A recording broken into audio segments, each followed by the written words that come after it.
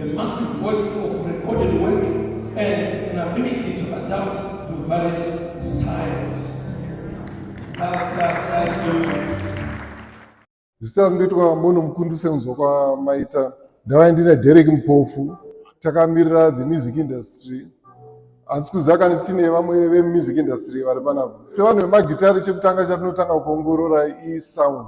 Sasa ndataura nezvangoma David ndangoti well done vanhu vepanapa, this is a very beautiful sound.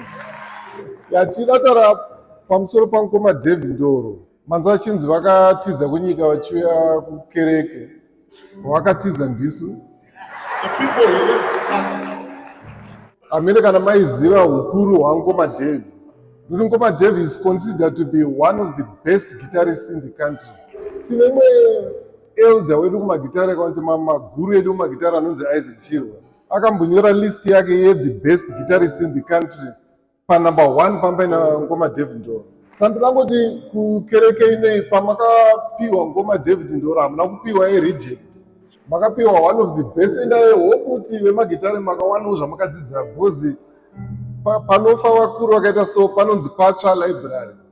Ende ndanzwa muchitauro kuti hanzi vanga vasinganonoke kuchechi ende ndo yanga iri discipline yavo. Even kumagitari vanga vasinganonoke. He was always punctual, he was a very principled person. Saka ndichipedzisa ndangoti kumhuri kwaNdoro nyaradzwai ende tinokutendai nekuti respectawo vanhu vemagitari nekuti panguva yekutaura. Thank you very much.